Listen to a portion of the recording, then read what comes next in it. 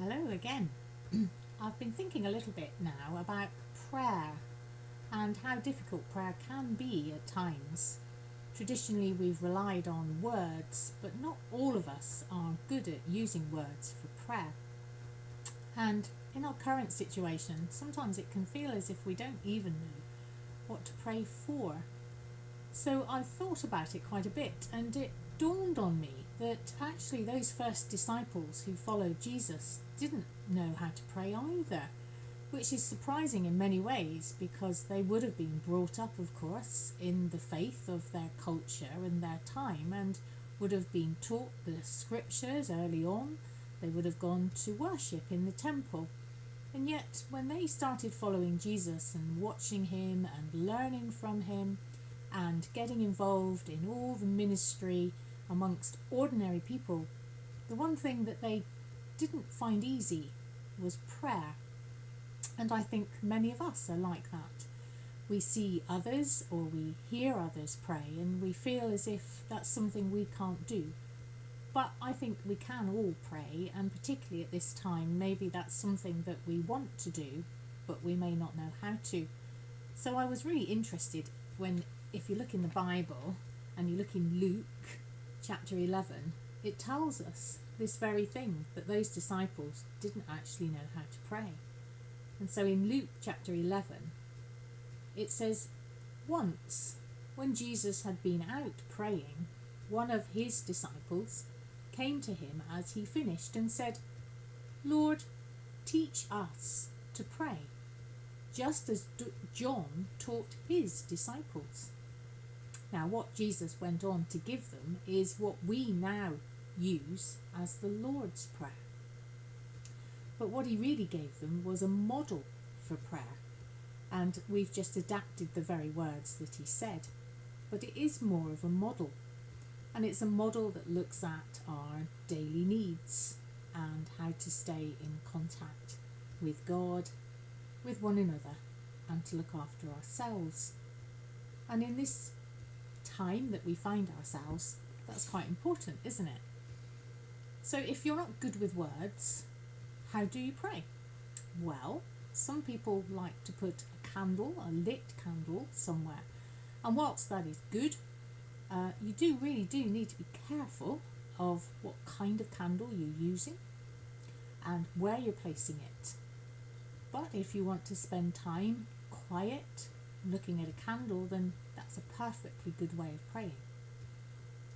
Other people enjoy being outside, and I know we're restricted at the moment, but if you are privileged enough to have some outdoor space, even the smallest of garden, especially when the sun is shining, a well-placed chair or stool, and can remind us, can't it, that God is all around us in creation, and we can begin to feel at one with creation, and maybe then settle ourselves to concentrate our thoughts and enable them to be held by God. But what if you're a practical person? What if you like doing things? Well, there's one really easy way that I've discovered, and it's not my idea, so I'm not going to claim it as my idea, but I think it is useful. And I think too, if you've got family that are away and you can't contact them easily and you can't see them easily and you're just thinking about them all the time, this may work for you. Or maybe you just want to pray for your neighbours or the people you would normally meet regularly who you can't. So take basically a shoelace or a piece of wool or anything really that kind of is reasonably long, and start tying knots in it that represent the people you're thinking about. So it may be that you have a son or a daughter who are far away. You could tie a knot for each individual, and as you tie that knot, you can name them. Now, I have my own family who are away from me, and so when I do this, I think of them, and I think of their situation, and I think of the things that I might be concerned about, or the things that I would wish for them. And so you can think of them, and then when you've done one, can do a further one. And so therefore we have a second knot. And as you go, these might not just be people, this could be situations, or this might be challenges that you're facing in your own life.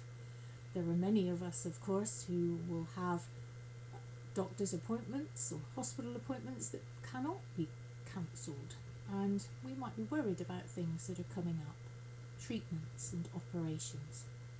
Maybe you're expecting the birth of a baby, or maybe indeed you have family that are expecting the birth of a baby. So you can keep going, and every time you tie a knot, you think of that person, that situation, exactly what you would like to pray about.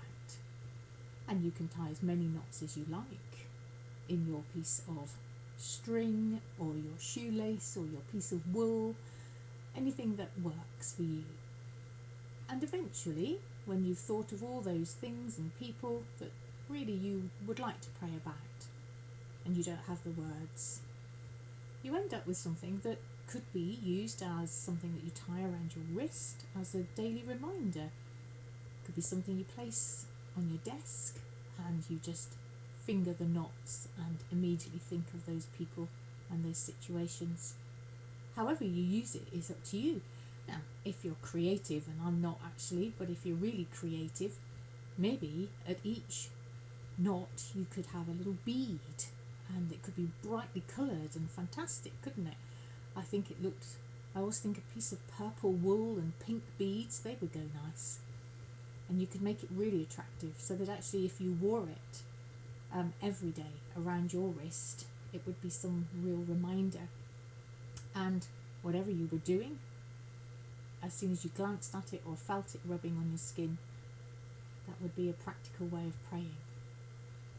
So I leave this with you as a suggestion and an idea in this time when sometimes words are difficult to find, and sometimes prayer is difficult to articulate or even understand.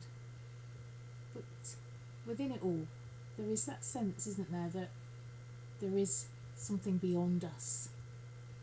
I choose to call that God, but there's something greater than the sum of all things. And we want to communicate with whatever that is and put our trust in, for me, what is God.